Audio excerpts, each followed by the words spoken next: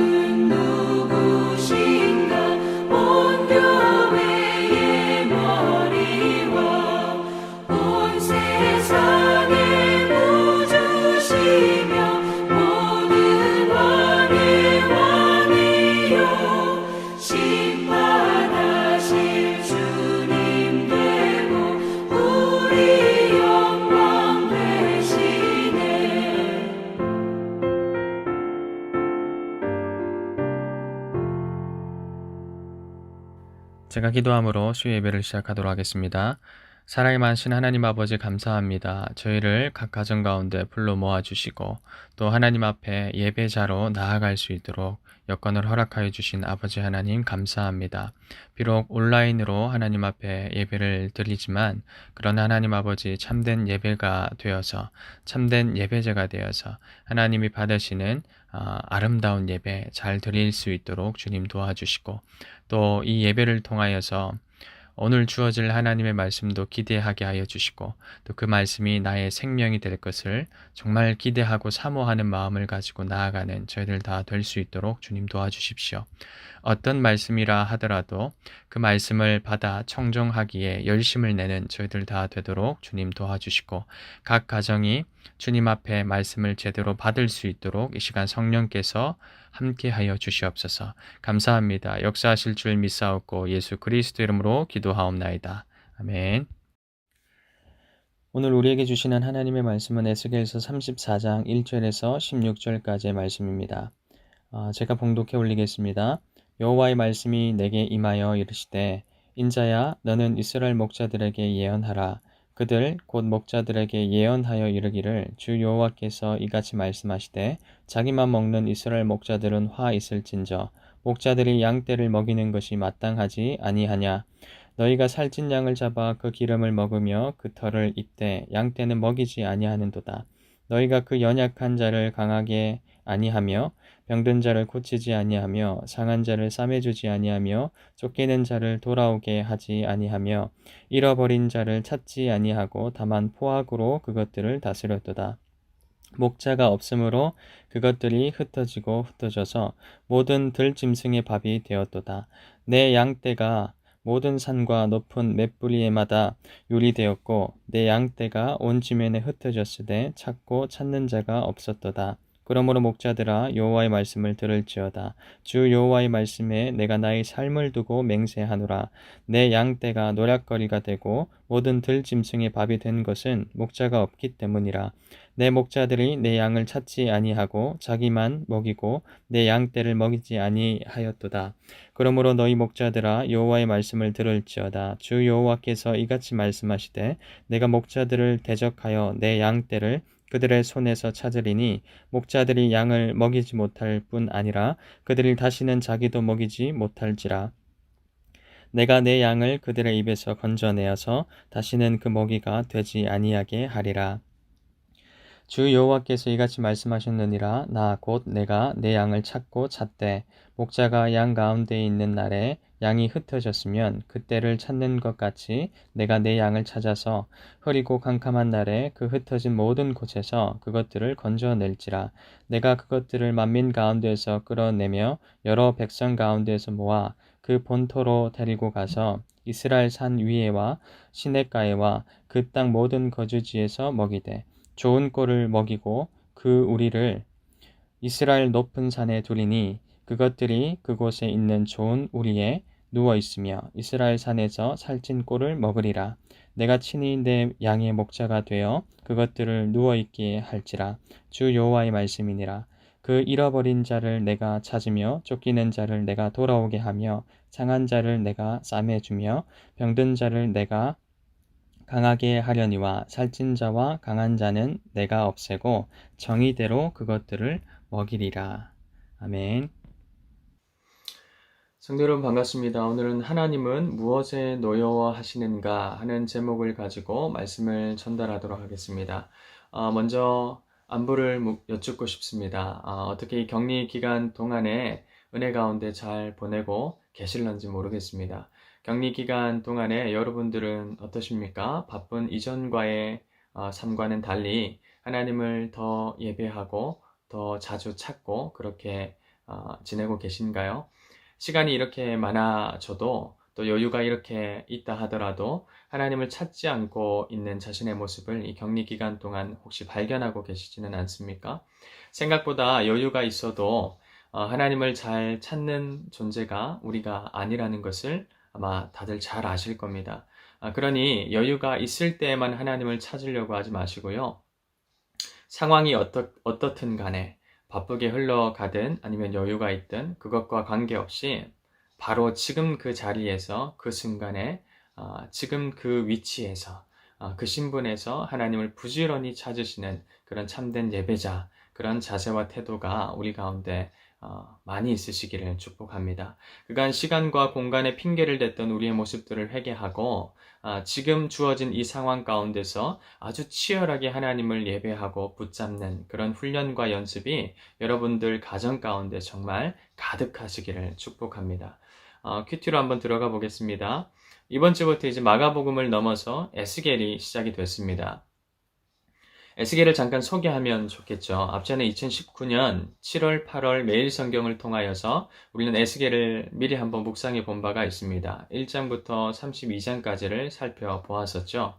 근데 여러분 확신하건대 기억을 하나도 못 하실 겁니다. 우리의 지성은 날마다 새롭고 또 새로워지기 때문에 기억을 잘 못하죠. 또 못해 주셔야지만이 저 같은 사역자들이 또 우려먹기도 하고 또 일을 하지 않겠습니까? 근데 여러분 놀라운 것은 저도 기억을 못한다라는 겁니다. 그래서 여러분 제가 또 열심히 있게 찾아봤습니다. 가만 보니까 기억을 못하는 것도 참 복이다 이렇게 생각이 되는 게요. 기억이 가물가물하면 또 한번 들춰보게 되고 또 찾아보게 되고 그러다 보면 또 새롭게 부어지는 그런 은혜들이 있었습니다. 참 감사하게도 그런 시간을 보낼 수 있었습니다. 여러분 다시 이 에스겔을 배운다 이렇게 생각하시고 에스겔의 서론을 제가 짧게 한번 다뤄볼 테니까 잘 한번 들어보시면 좋을 것 같습니다. 여러분 에스겔은 그 나이 30세 하나님의 부르심을 받습니다. 그리고 53세까지 사역을 합니다. 총 23년을 사역을 한 셈이죠.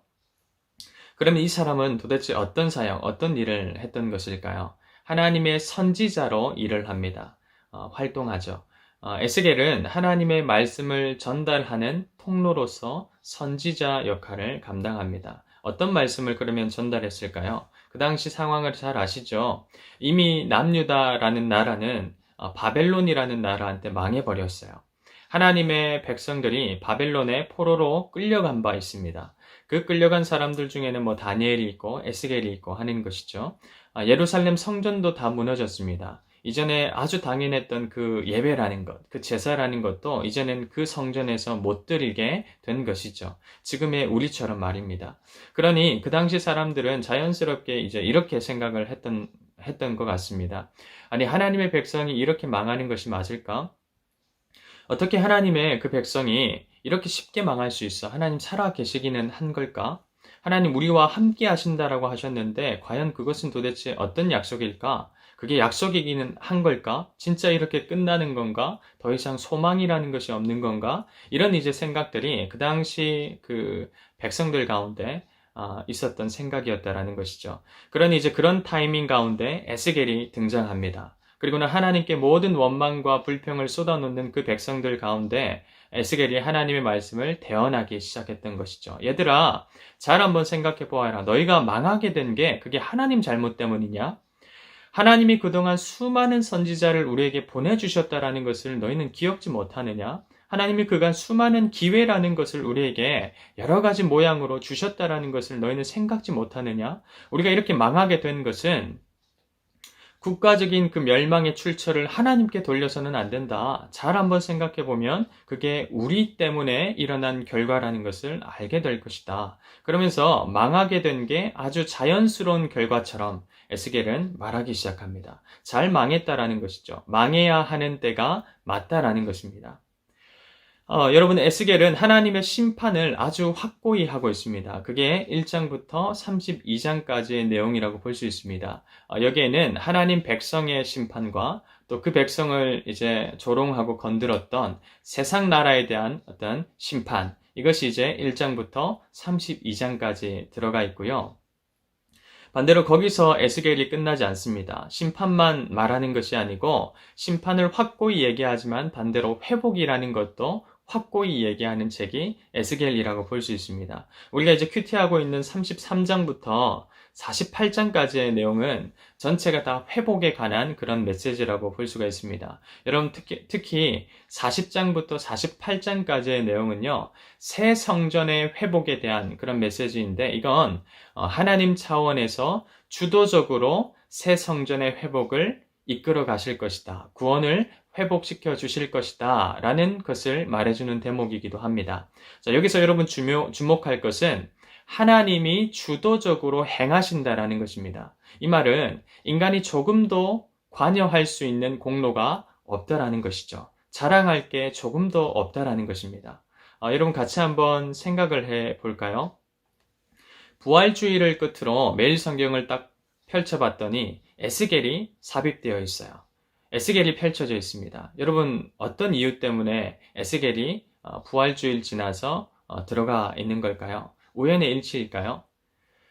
저도 그 이유를 찾아본 거는 아닙니다. 그런데 여러분 가만히 제가 묵상을 하다 보니까 이 예수님의 부활과 에스겔의 이 회복의 메시지가 참 많이 연결되어 있고 닿아 있다 하는 부분들에 대하여서 생각을 많이 해볼 수 있게 되었습니다. 왜냐하면 에스겔이 말하는 하나님의 이 주도적인 새 성전의 회복이라는 것은 좁은 의미에서 미래에 대한 어떤 새롭게 세워질 성전 건물을 의미하는 것이겠지만 그러나 넓은 차원에서 넓은 의미에서 그것은 참 성전으로 오실 예수 그리스도를 표현하고 있는 말씀이기 때문입니다.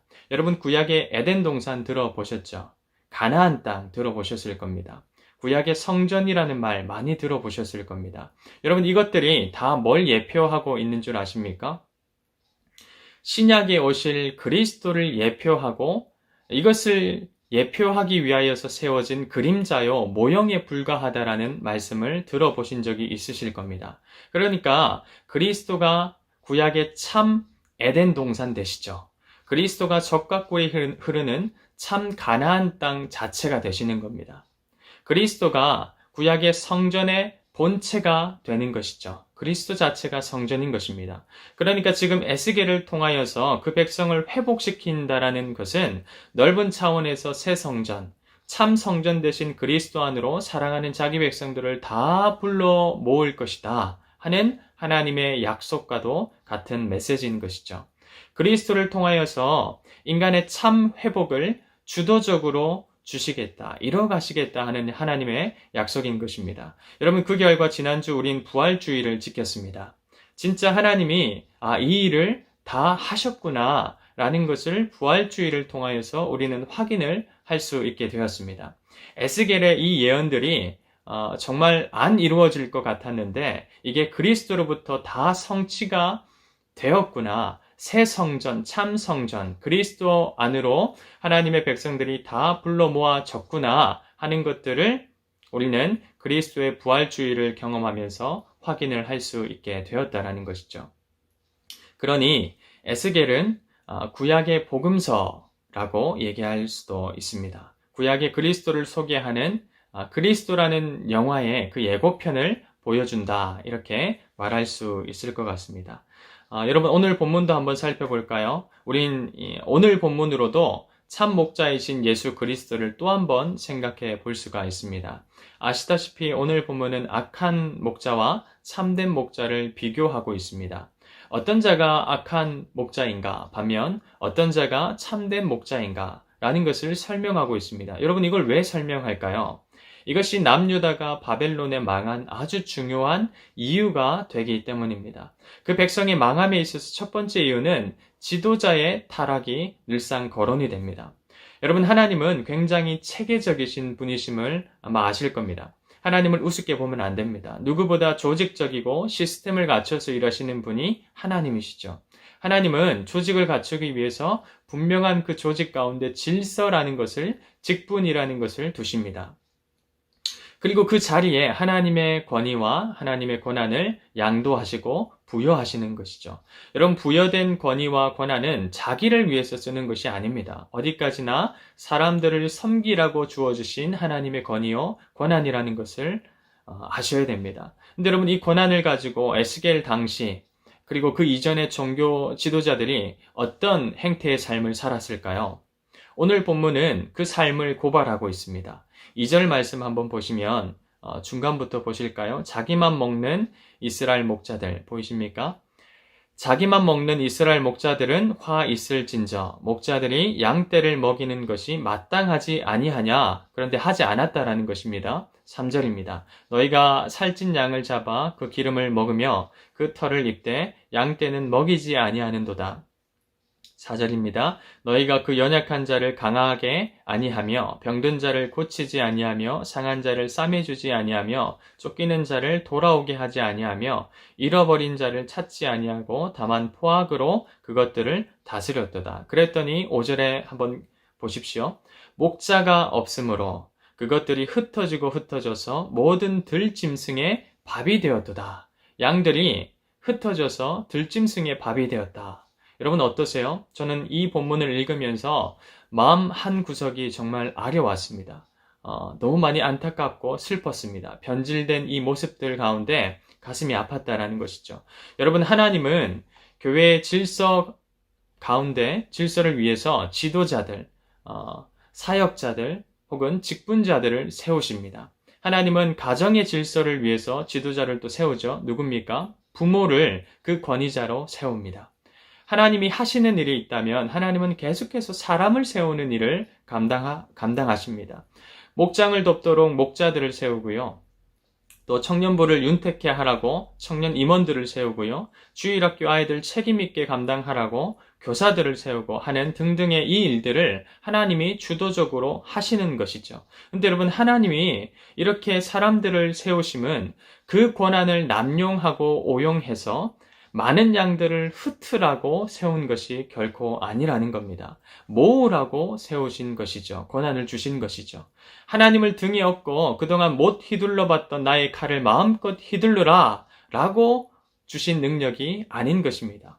분명히 아셔야 됩니다. 그럼에도 불구하고 오늘 본문에 나타나는 악한 목자들은 그걸 그렇게 자기의 칼을 휘두르는 수단과 능력으로 사용을 했더라는 것이죠.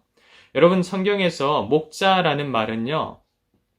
하나님의 대변인, 대리자라고 불리기도 합니다. 성경에서 그렇게 비유되기도 한다라는 것이죠. 자, 그렇게 본다면 지도자들은 하나님처럼 그 백성들을 살펴야 하는 것이지 않겠습니까? 근데 여러분 본문에서 말하는 이 악한 지도자들의 문제가 무엇이었을까요? 본문이 고발하는 그들의 문제점을 요약하면 이것입니다. 하나님의 정의와 공의를 선포해야 하는 자들이 그러지 못하고 외려 양들을 억압하고 착취하고 자신들의 이익을 취하는 도구로 양들을 사용했다라는 거예요. 이게 이제 그들의 잘못이었습니다. 근데 여러분, 그런가 하면 이 대목에서 우리가 주목해야 할 점이 있는데요. 그것은 이들에 대한 하나님의 평가입니다. 하나님은 5절과 8절에 뭐라고 말씀하고 있을까요? 먼저 5절입니다. 목자가 없으므로 라고 말을 하고 있고요. 8절에도 양들이 모든 들짐승의 밥이 된 것은 그 다음 보십시오. 목자가 없기 때문이다 라고 말을 하고 있습니다. 여러분 한번 보십시오. 분명 목자들은 그 당시에 있었는데요. 하나님은 그들을 평가하시기를 목자가 없었다 이렇게 평가를 하고 계신다라는 거예요. 분명히 우리 눈에는 보이는 목자가 있음에도 불구하고 하나님은 그 목자가 내 목자가 아니었다 라고 평가하고 있다라는 것이죠. 여러분 이것을 굉장히 두렵게 바라볼 필요성이 있습니다. 여러분 이런 일은 교회 역사 가운데 계속 있어 왔다라는 것을 아셔야 됩니다. 목자가 있으나 목자가 없는 상태, 말씀이 선포되고 있으나 말씀이 선포되지 않는 상태, 말씀 사역자들이 있으나 말씀 사역자들이 없는 상태, 지금도 이런 상태가 계속 될 수 있음을 여러분 우리는 알아야 합니다. 자리는 있으나 참 목자, 참된 사역자가 없는 상태가 교회 공동체 가운데 지금도 일어날 수 있다는 것에 경계해야 하는 것이죠. 여러분 이것은 가정에서도 마찬가지입니다. 목자가 있으나 목자가 없는 상태였다라는 말은 부모에게도 해당되는 말입니다. 작은 교회로서 가정의 정의와 공의를 그간 실천하지 못했다면 하나님이 선물로 주신 그 자녀들을 내 마음 내키는 대로 키웠고 내 마음 내키는 대로 착취했고 억압했고 그들의 육신적인 성공이 곧 영적인 성공처럼 그렇게 생각을 했었고 단 한 번이라도 아름답고 고귀한 생명들로 하나님의 아주 귀한 형상들로 그들을 바라보지 못하고 자라나게 하지 못했다면 그들의 육신적인 것들만 입힐 줄 알지 그들의 영적인 양식에는 조금도 관심이 없게 살았다면 그래서 큐티 한번 해주는 것도 잘 못한 그런 부모 세대 연노라면 여러분 똑같이 이 말은 적용될 수 있습니다. 부모는 있으나 부모가 없는 상태인 것이죠. 청년들에게도 마찬가지입니다. 하나님의 청년들이 분명 있는 것처럼 보이나 청년들이 없었다라는 평가를 들을 수 있음에 조심하십시오. 여러분들이 직장에서, 대학에서 전혀 크리스천처럼 살지 않는다면 하나님이 세운 그 자리는 무색해질 것입니다. 하나님은 내 청년들이 없었다라고 평가하실 게 분명하다라는 것이죠. 여러분, 하나님이 지금 우리의 삶을 평가하신다면 여러분은 어떤 평가, 어떤 점수를 받으실 것 같습니까? 너 정말 나의 참 목자였다.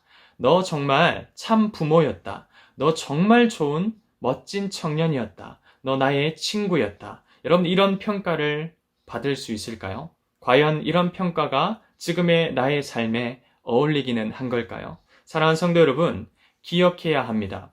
하나님은 먼저 세운 파수꾼들에게 그 책임을 더 크게 물으신다라는 거예요. 먼저 부르심을 입었다라는 것은 먼저 구원받고 안주하면서 살아라 라는 것이 아닙니다. 먼저 부른 만큼 책임 있게 살라라는 것이죠. 그리고 그 뒤에 분명한 하나님의 평가가 있음을 우리는 기억해야 하는 것입니다. 이것은 여러분들한테 겁을 주고 협박하는 것이 아니라 그만큼 중대한 사역이 우리에게 감당되도록 은혜 가운데 맡겨졌다라는 것을 제가 지금 강조하는 바인 것입니다. 4주간의 격리 기간 동안에 여러분 가정 가운데 묶여 계시죠? 하나님이 가정에 묶어두신 이유를 찾으셨습니까? 여러분, 이것을 한번 찾아보십시오. 분명 이유가 있을 겁니다. 부모 세대 여러분, 이 기간 동안만이라도 자녀들을 여러분들의 출세의 도구로 인식하지 마시고요. 하나님의 형상으로 바라볼 수 있게 되기를 권면드립니다. 자녀의 육신적인 것들을 그간 잘 채우셨습니까? 그렇다면 그들의 영혼은 좀 어떻습니까? 그들의 영적 상태는 좀 어떻습니까? 그들의 영혼까지도 혹시 줄인 것은 없었는지, 그간 병든 곳은 없었는지, 상한 곳은 없었는지, 부모로서 싸매주지 못한 부분은 없었는지, 여러분 이런 것들을 육체적인 것뿐만 아니고 영혼적인 부분까지 살필 수 있는 그런 은혜의 시간이 지금 이 4주 격리 기간 동안에 많이 일어났으면 좋겠습니다. 부부 간에도 청년들 가운데서도 서로 이 부분들을 잘 한번 점검해 볼 수 있기를 축복합니다. 여러분, 설교를 준비하면서 16절의 메시지에 제가 참 많은 시간을 할애하게 되었습니다. 말씀이 이렇게 증언하고 있습니다. 그 잃어버린 자를 내가 찾으며 쫓기는 자를 내가 돌아오게 하며 상한 자를 내가 싸매주며 병든 자를 내가 강하게 하려니와 살찐 자와 강한 자는 내가 없애고 정의대로 그것들을 먹이리라.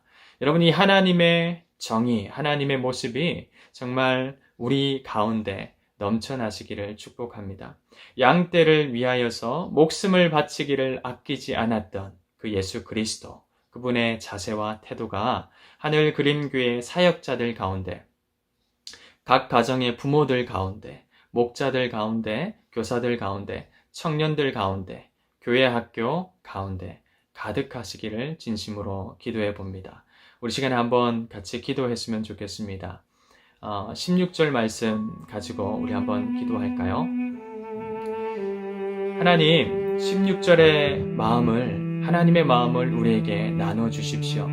공동체 안에, 가정 안에, 목장 안에, 주일학교 안에 세워진 하나님의 파수꾼들 가운데 16절의 마음을 하나님 허락해 주시기를 원합니다. 하나님의 정의와 공의의 마음을 가득 부어주시기를 아버지 하나님 기도합니다. 그리스도의 마음을 부어주시기를 기도합니다. 나로 인하여서 많은 이들이 영적 고아로서 흩어지지 않도록 외려 나로 하여금 주 안에 많이 모여들 수 있는 은혜가 있도록 주님 도와주십시오. 특히 가정에서 시간을 보내고 있을 부모들을 축복하여 주셔서 그들이 자녀들을 하나님의 형상으로 바라볼 수 있는 넉넉한 마음을 하나님 공급하여 주시기를 기도합니다. 육신적인 것뿐만 아니라 영적인 필요도 살피고 채울 수 있는 자녀를 내 욕심대로 키우는 게 아니라 하나님 아버지의 마음과 자세로 들여다볼 수 있는, 돌볼 수 있는 말 그대로 하나님의 선물로 양육하게 도와주시옵소서. 여러분 같이 기도했으면 좋겠고요. 아울러 이 기도가 끝나는 대로 교회 공동체 이 공동 기도 제목이 스크린에 올라올 것입니다. 계속해서 계속해서 그 기도 제목들을 가지고 기도하시고 끝으로 각자 주기도문 하심으로 예배를 하시면 되겠습니다. 다 같이 기도하겠습니다. 기도하겠습니다.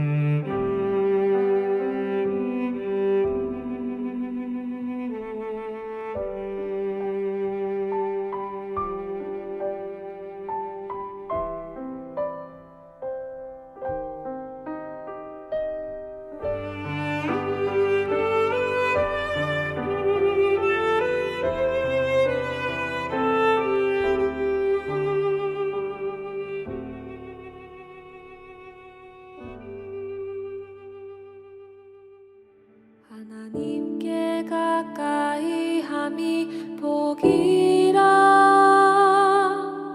하나님께